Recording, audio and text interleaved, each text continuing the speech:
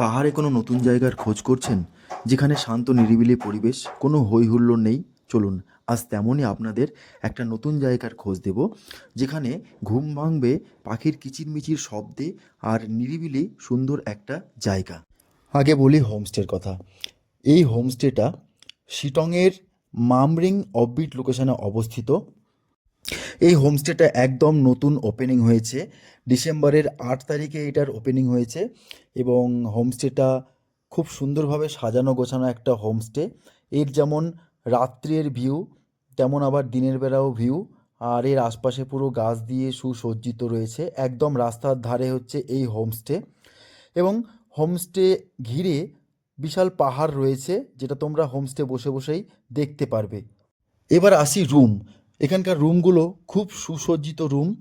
রুমের ভেতরের ডেকোরেশন সব কিছুই একদম ঠিকঠাক।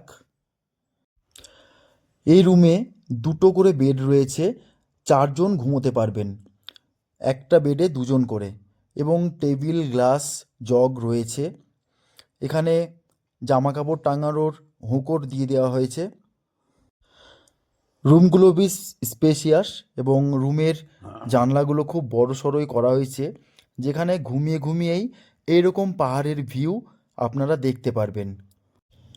এখানে টোটাল 3টে রুম রয়েছে, 3টে রুমেই 4 বেড করে, অর্থাৎ টোটাল 12 জন ঘুমোতে পারবেন।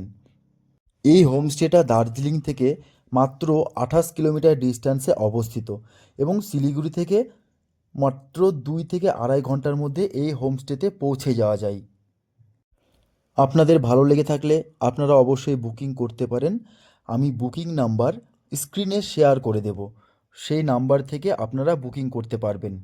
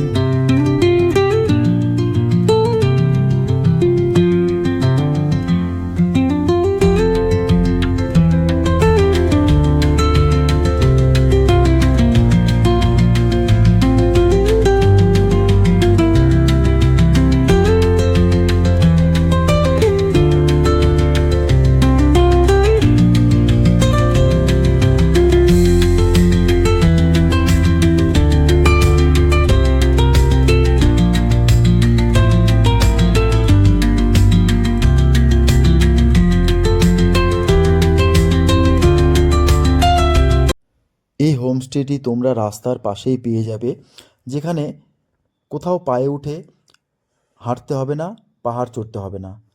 এবার আসি খাওয়া দাওয়া। এই হচ্ছে দুপুরের খাবার দাবার। পাঁপড় রয়েছে, এখানে ভাত রয়েছে, এখানে স্যালাড রয়েছে, আর এখানে সবজি রয়েছে। সবজি ছিল একটা, আর ডাল ছিল, আর চিকেন অথবা ডিম দুপুরবেলায় ব্যবস্থা করা হয়। তো আমরা ডিম নিয়েছিলাম। এই হচ্ছে ডিমের কারি, আর এইখানে রয়েছে ডাল এবং তার সঙ্গে রয়েছে একটা সবজি।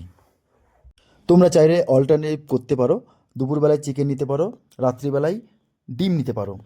আর এই হোমস্টের আশেপাশে প্রচুর এরকম ঝোড়া তোমরা পেয়ে যাবে, যেগুলো বর্ষাকালে আরও বড় হয়, প্রচুর পেয়ে যাবে।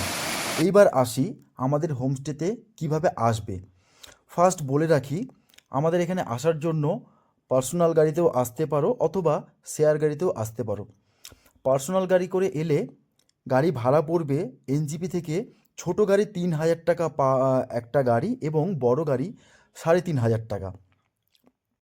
আর শেয়ার গাড়িতে আসতে চাইলে তোমাদের দার্জিলিং মোড় থেকে তোমরা ডাইরেক্ট শিটংয়ের মামরিং অবধি শেয়ার কার পেয়ে যাবে। এর জন্য ড্রাইভারের সঙ্গে আগের থেকে যোগাযোগ করতে হবে।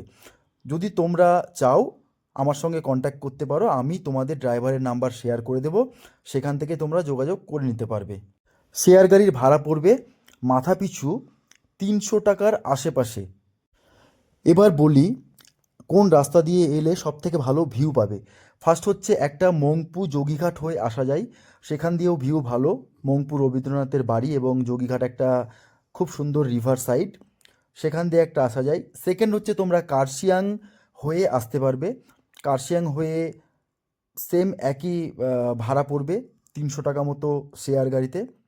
এবং আরেকটা রাস্তা খুব ভালো ভিউয়ের সঙ্গে আসতে পারো, সেটা হচ্ছে মহলদিরাম হয়ে, যেটা শিবখোলা রিভার হয়ে মহলদিরাম ভিউ পয়েন্ট হয়ে আসা যায়। সবথেকে আমি সাজেস্ট করব যে মহলদিরাম হয়ে আসাটা বেটার, কারণ সেখান দিয়ে ভিউটা খুব সুন্দর ভিউ। আর আমি যে এখানে ভিডিওগুলো দিয়েছি সেটা হচ্ছে মহলদিরাম রাস্তা, এই রাস্তা দিয়ে আমরা এসেছিলাম। আমরা এর আগেও যোগীঘাট হয়েও এসছি আর কার্শিয়াং হয়ে এসছি, তবে মহলদিরামের ভিউ পয়েন্টটা হচ্ছে বেস্ট একটা ভিউ। সেখান থেকে মহলদিরাম যে ভিউ পয়েন্টটা রয়েছে সেখান থেকে কাঞ্চনজঙ্ঘা অসম্ভব সুন্দর দেখা যায়। এছাড়াও তোমরা অহলদারা ভিউ পয়েন্ট ঘুরে আসতে পারো। তোমাদের দেখাই এবার মহলদিরাম থেকে কাঞ্চনজঙ্ঘার ভিউ।